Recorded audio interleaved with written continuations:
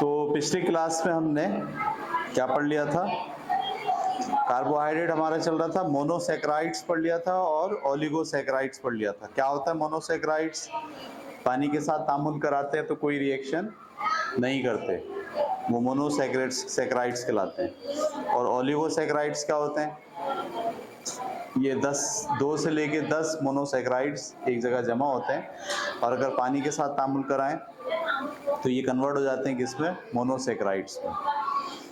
ये हमने पढ़ा था। आज हम पढ़ने जा रहे हैं पेज नंबर 59 के ऊपर पॉलीसैकेराइड्स। पॉली का मतलब ज्यादा, मैनी, ठीक है। तो लिखा है these are carbohydrates produce more than 10 monosaccharides on hydrolysis. यानी इनके जो इनका जब हाइड्रोलाइसिस कराते हैं तो उसके नतीजे में 10 से ज़्यादा मोनोसैकेराइड्स, 10 टाइप से ज़्यादा मोनोसैकेराइड्स बन रहे होते हैं, ठीक है। और ओलिगोसैकेराइड्स क्या होते हैं? 2 से लेके 10 तक, यानी जिसमें कार्बन की मिकदार 2 हो, 3 हो, 4 हो या 5 हो, ऐसे सैकेराइड्स बन रहे होते हैं। और पॉलीसैकेराइड में क्या होते हैं? जब इनको पानी के साथ तामुल कराएं तो जो भी सैकेराइड्स बनेगा उसमें कार्बन की मिकदार 10 से ज़्यादा होगी, ठीक है। कार्बन की मिकदार 10 से ज़्यादा होगी, इसको कहते हैं पॉलीसैकेराइड्स। आगे लिखते हैं these are also called polymeric carbohydrates. In these carbohydrates monosaccharides are connected by glycoside linkage. तो सादा सा फार्मूला ये है कि पॉलीसैकेराइड्स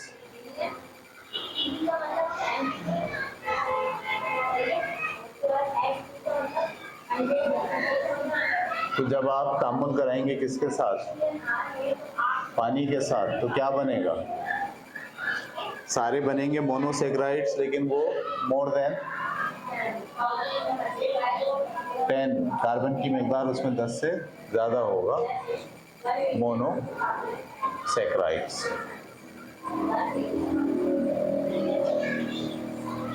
ये इसका बुनियादी फार्मूला है। इन्होंने मिसाल के तौर पर दिए C6H10 और O5। मॉलिक्यूल का जो रेशो होता है वो पानी के मॉलिक्यूल जैसा होता है, N का क्या मतलब है? 5 भी हो सकता है, 8 भी हो सकता है, 2 भी हो सकता है, 12 भी हो सकता है। तो ये बुनियादी तौर पर सेल्यूलोज है या स्टार्च, सेल्यूलोज या स्टार्च की पूरी फैमिली है ये। सेल्यूलोज कहाँ पाया जाता है? लकड़ी में, कॉटन में। इसी तरह स्टार्च का पाया जाता है इंसानी गोश्त में, जानवरों के गोश्त में। स्टार्च को आसान अल्फाज में बोलते हैं निशास्ता। तो ये इसका अगर इसके साथ तामुल करा दिया जाए, किसको? पानी के साथ, तो इसके नतीजे में क्या डेवलप होता है? कई तादाद में C6H12 और O6 डेवलप होते हैं, मोर देन 10, यानी N की वैल्यू क्या होगी? 10 से ज़्यादा होगी, ठीक है। आगे लिखते हैं नीचे सेल्यूलोज, स्टार्च, ये प्लांट ओरिजिन होते हैं। सेल्यूलोज और स्टार्च को उर्दू में कहते हैं निशास्ता, ठीक है। ये प्लांट से हासिल होते हैं। और ग्लाइकोजन एनिमल ओरिजिन होते हैं। ग्लाइकोजन एनिमल ओरिजिन का मतलब उनके गोश्त में, उनकी चर्बी में जो केमिकल होता है वो ग्लाइकोजन कहलाता है। और एमाइलोज आर कॉमन पॉलीसैकेराइड्स, ये मिसालें हैं, सेल्यूलोज, स्टार्च, ग्लाइकोजन, 3 नाम याद रखें। आगे लिखते हैं cellulose is found in the cell walls, wood, linen, paper, cotton, सही है, इसमें पाया जाता है। Cotton contain 95% cellulose. तो सेल्यूलोज लकड़ी में है, पौधों में है, दरख्तों की टहनियों में है, शाखों में है, और पेपर कागज़ उसी से बनता है, लकड़ी से। और कॉटन में, कॉटन किसे कहते हैं आप, जो कपास होती है उसी से रुई बनती है, रुई से फिर कपड़ा बनता है, उसी कपड़े को लिनन कहते हैं।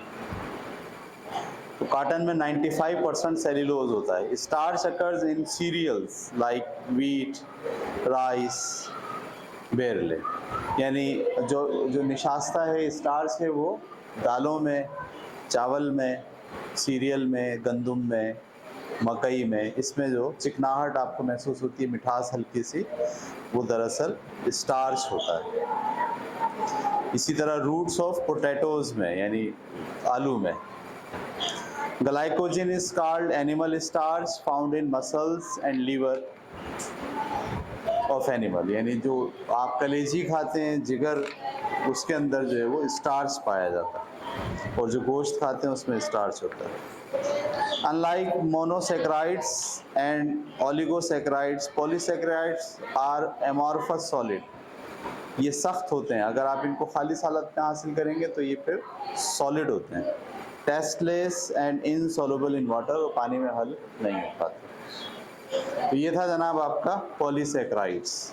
तो हमने कार्बोहाइड्रेट पढ़ना शुरू किया। आपने देखा कार्बोहाइड्रेट कितने किस्म के होते हैं, 3 किस्म के होते हैं। एक मोनोसैकेराइड्स जो पानी में हल नहीं होते, और एक पॉलीसैकेराइड जो पानी में हल होते हैं और 2 या 10 मिकदार वाले मोनोसैकेराइड्स में कन्वर्ट हो जाते हैं, और एक पॉलीसैकेराइड्स जो पानी में हल तो होते हैं लेकिन मोर देन 10 मॉलिक्यूल वाले सैकेराइड्स में, मोनोसैकेराइड्स में कन्वर्ट होते हैं, पॉलीसैकेराइड्स। अब हम पढ़ने जा रहे हैं source and uses of carbohydrates, कहाँ पाया जाता है और उसका इस्तेमाल क्या होता है। तो carbohydrates are important food factor and obtain from various source like fruits, vegetables and dairy products. ठीक है, फ्रूट से, वेजिटेबल से और डेयरी प्रोडक्ट से हासिल होता है। ये देखिए, आप एक चार्ट दिया हुआ अगले पेज पे 60 पे, कार्बोहाइड्रेट्स, पहले मोनो कार्बोहाइड्रेट्स में 2 मिसालें दी गई हैं, ग्लूकोज और फ्रक्टोज, जो कहाँ से हासिल होता है, ग्रेप्स से, हनी से, गावा से, और मोलेसिस जो आपकी दालें हैं, हनी है, यहाँ से हासिल होता है। और ओलिगोसैकेराइड्स जिसमें 4 मिसालें दी गई हैं, सक्रोज है, लैक्टोज है, माल्टोज है और रैफिनोज है। ये गन्ने से, ठीक है, शुगर बीट, बीटरूट, ये चुकंदर बोलते हैं इसको आप, कैरेट्स, गाजर, मैपल, पाइनएप्पल, मिल्क, वीट और लेगमस। लेगमस के मायने पता नहीं क्या होते हैं लेगमस के मायने।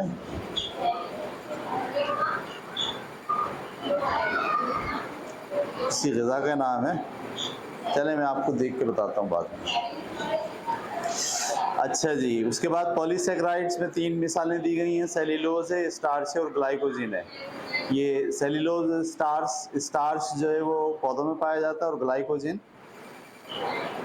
एनिमल के अंदर पाया जाता है। Cell wall of land plants, cotton, cereal, potato, legumes, small amount in root vegetable, यानी जड़ों वाली जो सब्जियां होती हैं उसमें भी थोड़ी मिकदार में स्टार्च पाया जाता है, और ग्लाइकोजन पाया जाता है लीवर में और मसल्स में। तो ये तो इनके ओरिजिन है कि कार्बोहाइड्रेट कहाँ पाए जाते हैं। ठीक है, ये आपको तस्वीर बना के दिखाया है बहुत सारी ग़िज़ाएं।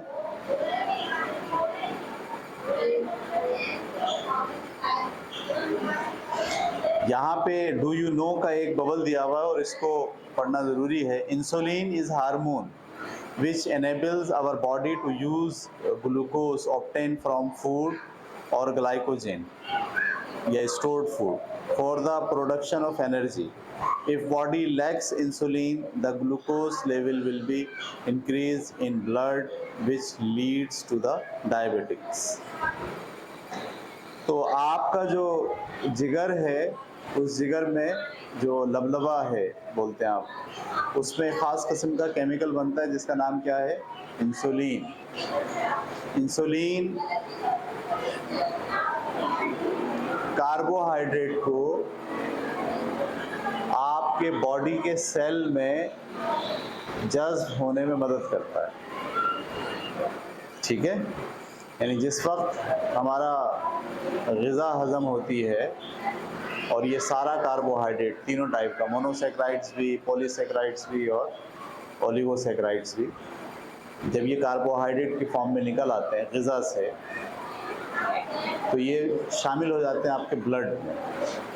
अब वो ब्लड में घूम रहे हैं, ग्लूकोज की फॉर्म में है, फ्रक्टोज की फॉर्म में है, शुगर की फॉर्म में। तो आपके ब्लड में शुगर घूम रही होती है। ये क्यों घूमती है? क्योंकि ये शुगर को या इस कार्बोहाइड्रेट को पहुंचना है एक एक सेल में। वहाँ पर कौन सा अमल होगा? ऑक्सीडेशन होगा।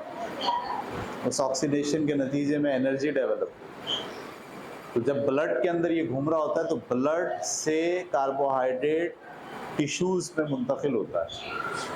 ब्लड से टिश्यू में मुंतकिल करने के लिए एक केमिकल होता है जिसका नाम है इंसुलिन।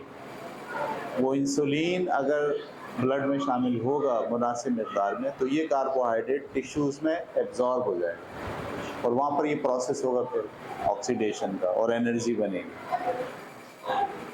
तो अगर आपका जिगर सही फंक्शन नहीं कर रहा, सही है, और वो इंसुलिन सही नहीं बना रहा, तो क्या होगा? इसका नतीजा क्या निकलेगा कि ब्लड में जो शुगर है वो बॉडी के टिश्यूज़ में एब्जॉर्ब नहीं होगी, ठीक है। और जब एब्जॉर्ब नहीं होगी तो ऑक्सीडेशन का प्रोसेस नहीं होगा और टिश्यूज़ को एनर्जी नहीं मिलेगी, आदमी वीक होता जाएगा। अच्छा, और वो जो ब्लड है वो घूमती रहेगी, वो जो शुगर है वो किस में घूमती रहेगी? ब्लड में ही घूमती रहेगी। तो शुगर ब्लड में जब एक्सेस हो जाती है तो फिर इसको हम कहते हैं डायबिटिक्स हो गई, शुगर हो गई आप, सही है। तो डायबिटिक्स की दो वजूहात हैं। एक तो ये कि इंसुलिन आपका सही नहीं बन रहा, इंसुलिन की प्रॉपर मिकदार नहीं बन रही, एक तो ये होता है। बाज़ औक़ात ये होता है कि जो आपके टिश्यू होते हैं ना, वो खुद इंसुलिन रेजिस्टेंस हो जाता है, ये कार्बोहाइड्रेट रेजिस्टेंस हो जाते हैं। वो टिश्यूज़ क्यों हो जाते हैं? आप एक्सरसाइज नहीं करते, भागते दौड़ते नहीं हैं, पट्टे ऐसी जगह पे बैठे रहते हैं, मसल्स में हरकत नहीं होती, जिसके नतीजे में टिश्यूज़ जो है वो इंसुलिन रेजिस्टेंस हो जाता है। तो ये दो वजूहात होती हैं। एक तो ये कि आपका इंसुलिन डेवलप नहीं हो रहा, और एक ये आपका कि आपके टिश्यूज़ जो है वो इंसुलिन रेजिस्टेंस हो गए हैं या वो कार्बोहाइड्रेट को जज़्ब नहीं कर पा रहे। तो इसीलिए अगर आपका जो पैंक्रियाज है, लबलबा बोलते हैं उर्दू में, इंग्लिश में क्या कहते हैं? पैंक्रियाज, ये जिगर के अंदर साइड पर होता है। तो उस पैंक्रियाज में जो है वो ये इंसुलिन बन रही होती है। तो अगर वो इंसुलिन बनाना छोड़ दे तो फिर आपको बाहर से इंसुलिन लेनी पड़ती है। लोग देखा आपने, शुगर के जो पेशेंट होते हैं वो इंजेक्शन के ज़रिए इंसुलिन की मिक़दार ब्लड में शामिल करते हैं, बजाय इसके कि पैंक्रियाज से इंसुलिन आए।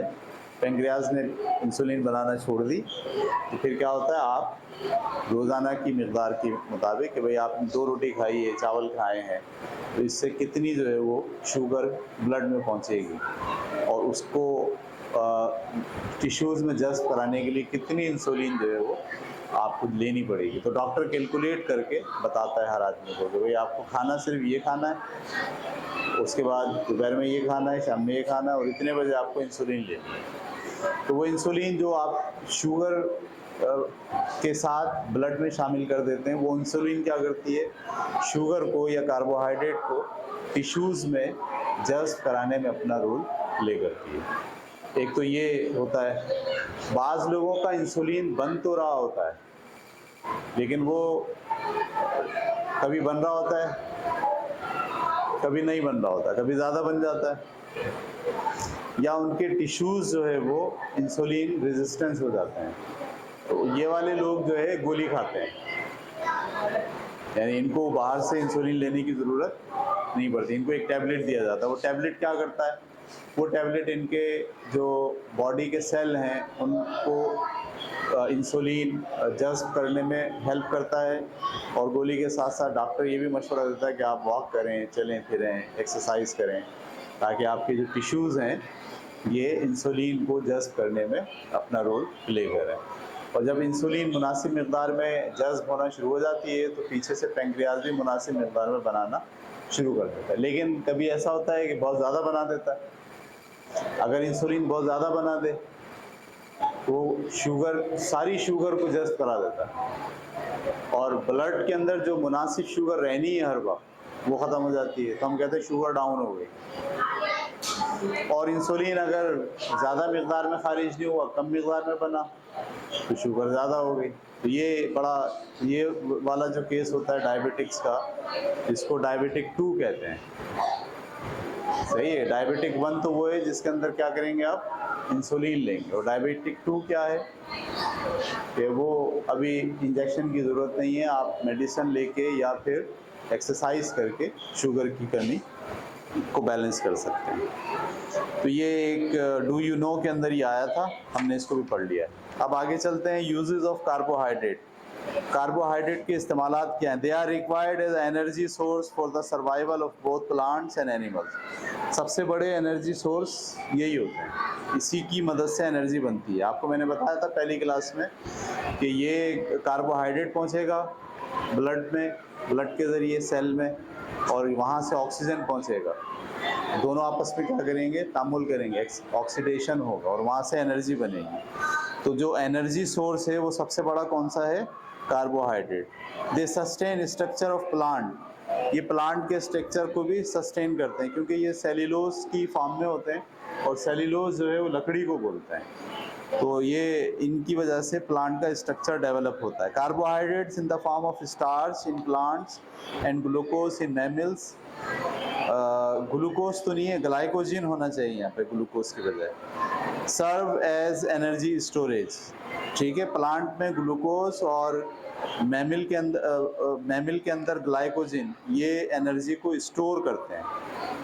Number 4, they keep our blood sugar level in check.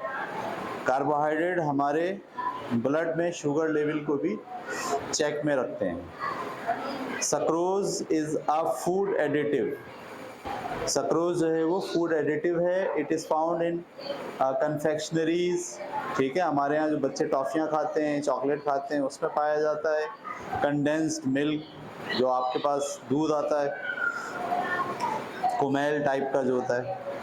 Canned fruit, यानी जो आपके मीठे फ्रूट हैं उनमें होता है। जैम्स में, जेलीज़ में और दूसरी जगहों पर सक्रोज पाया जाता है।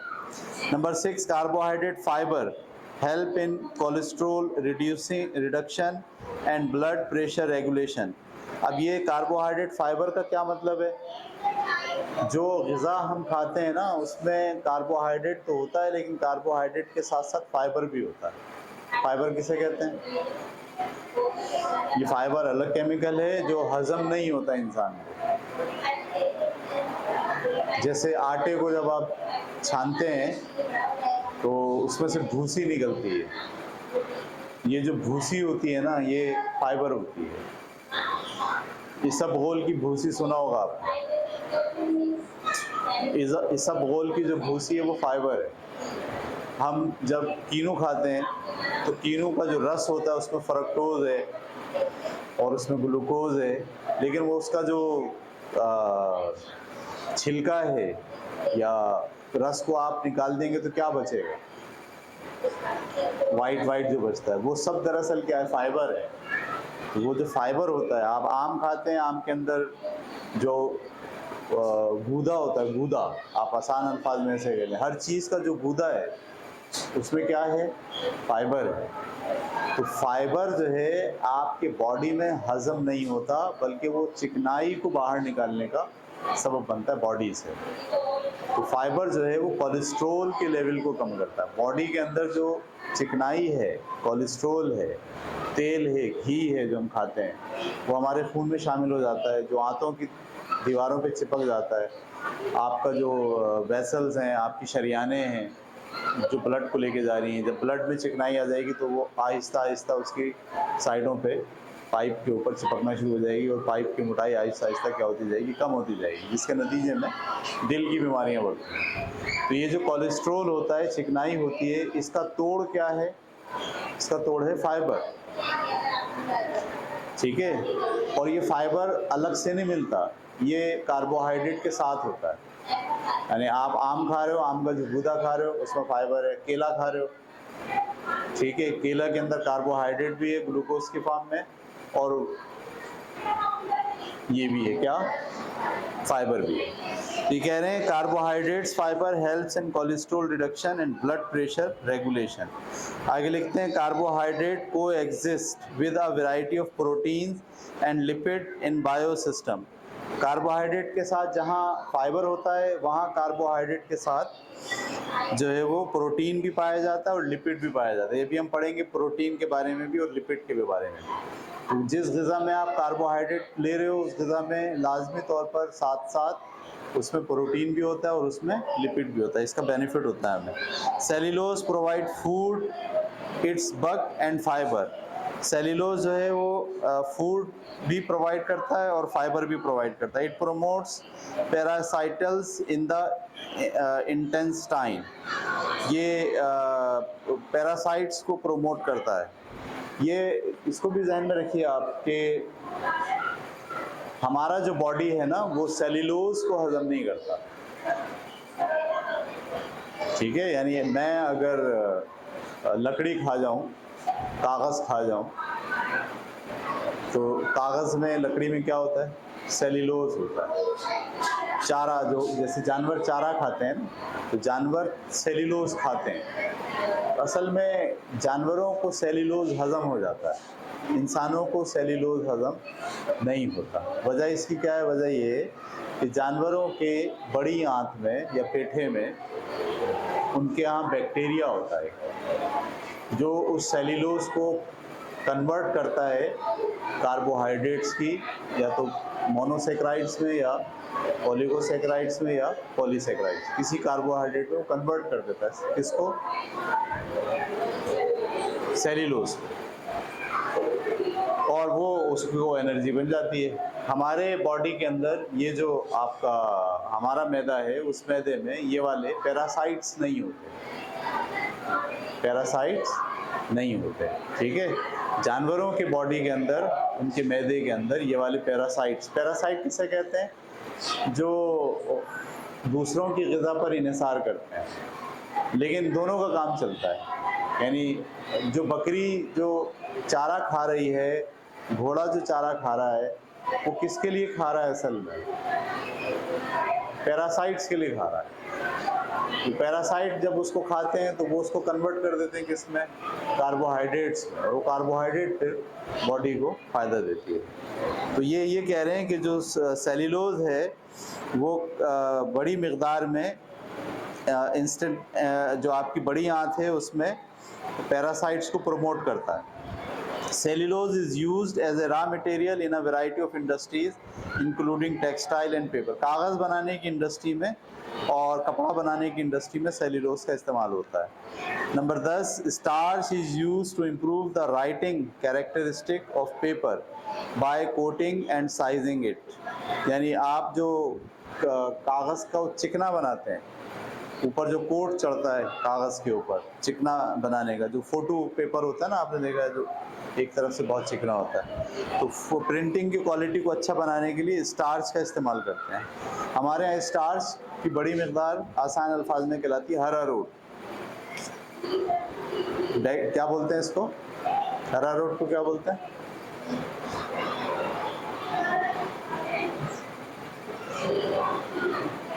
नहीं पता?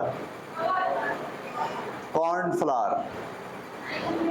कॉर्नफ्लावर समझते हैं? कॉर्नफ्लोर। कॉर्नफ्लोर जो है वो उसमें बड़ी मिक़दार में क्या होता है? स्टार्च होता है। असल में स्टार्च ही होता है पूरा। Number 11, starch is utilise in the production of ethanol and in laundries. कपड़े को कलफ लगाने के लिए भी आप इस्तेमाल करते हैं स्टार्च को, और इथानॉल भी बनाते हैं उससे। तो ये था जनाब हमारा काफ़ी लंबा हो गया कार्बोहाइड्रेट का टॉपिक। कल से इंशाल्लाह हम शुरू करेंगे प्रोटीन। बस भाई।